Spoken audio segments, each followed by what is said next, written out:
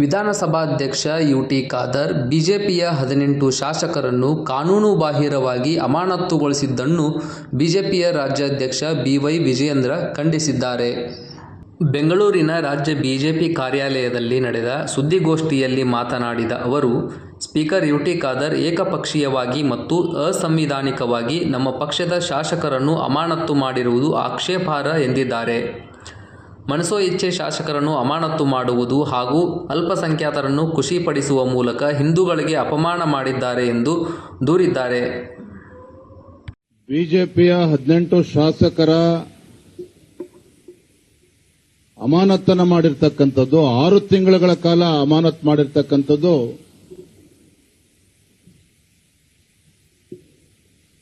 ಇದು ಸಂಪೂರ್ಣವಾಗಿ ಕಾನೂನು ಬಾಹಿರ,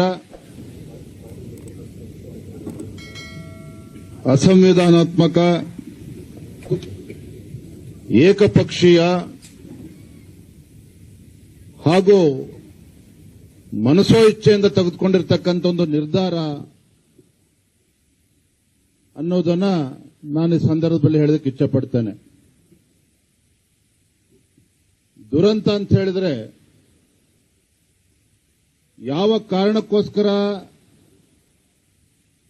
ಸ್ಪೀಕರ್ ಅವರು ನಮ್ಮ 18 ಶಾಸಕರನ್ನ ಅಮಾನತು ಮಾಡುವ ನಿರ್ಧಾರವನ್ನು ಘೋಷಣೆ ಮಾಡಿದ್ರು, ಯಾವ ಕಾರಣಕ್ಕೆ ಅಂತ ಹೇಳಿದ್ರೆ, ಏನು ಮಾನ್ಯ ಮುಖ್ಯಮಂತ್ರಿಗಳು, ಹಣಕಾಸಿನ ಸಚಿವರು ಮತ್ತು ಕಾಂಗ್ರೆಸ್ ಸರ್ಕಾರ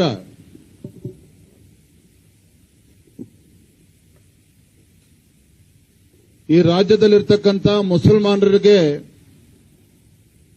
ಸರ್ಕಾರಿ ಕಾಮಗಾರಿಗಳಲ್ಲಿ 4% ರಿಸರ್ವೇಶನ್ ಅನ್ನು ನೀಡ್ತೇವೆ ಎನ್ನುವ ನಿರ್ಧಾರವನ್ನು ಕೈಗೊಂಡಿದ್ದಾರೆ. ಮತ್ತು ಬಜೆಟ್ನಲ್ಲೂ ಕೂಡ ಅನೇಕ ಅಲ್ಪಸಂಖ್ಯಾತರ ಓಲೈಕೆ ಮಾಡತಕ್ಕಂಥ, ಹಿಂದೂಗಳಿಗೆ ಅಪಮಾನ ಮಾಡತಕ್ಕಂಥ ನಿರ್ಣಯಗಳನ್ನು ರಾಜ್ಯ ಸರ್ಕಾರ ಏನು ಬಜೆಟ್ನಲ್ಲಿ ಘೋಷಣೆ ಮಾಡಿದ್ದಾರೆ.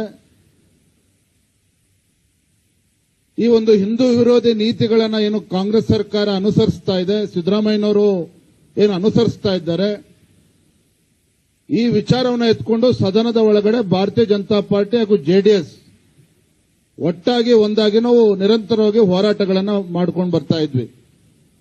ಸದನದಲ್ಲೂ ಕೂಡ ವಿಚಾರವನ್ನು ಪ್ರಸ್ತಾಪ ಮಾಡಿದ್ವಿ. ಆದರೆ ನಿನ್ನೆ ದಿನ ನಮ್ಮ ಶಾಸಕರುಗಳು ಬಾವಿಗೆ ಇಳಿದು ಹೋರಾಟ ನಡೆಸತಕ್ಕಂಥ ಸಂದರ್ಭದಲ್ಲಿ ಈ ರೀತಿ ಏಕಾಏಕಿಯಾಗಿ ನಮ್ಮ ಶಾಸಕರನ್ನ ಅಮಾನತ್ ಮಾಡಿರ್ತಕ್ಕಂಥದ್ದು ಇದು ಸಂಪೂರ್ಣ ಕಾನೂನು ಬಾಹಿರ ಅನ್ನೋದನ್ನ ಈ ಸಂದರ್ಭದಲ್ಲಿ ಮತ್ತೊಮ್ಮೆ ಸ್ಪಷ್ಟವಾಗಿ ಹೇಳೋದಕ್ಕೆ ಇಚ್ಛಪಡ್ತೇನೆ. ನಾನು ವಿಚಾರಕ್ಕೆ ಮತ್ತೆ ಬರ್ತೇನೆ. ಆದರೆ ಹಣಕಾಸಿನ ಸಚಿವರಾಗಿರ್ತಕ್ಕಂಥ ಮಾನ್ಯ ಮುಖ್ಯಮಂತ್ರಿಗಳು ಸಂವಿಧಾನದ ಬಗ್ಗೆ ನಮಗೆ ಪಾಠ ಹೇಳ್ತಕ್ಕಂಥ ಮಾನ್ಯ ಮುಖ್ಯಮಂತ್ರಿಗಳು,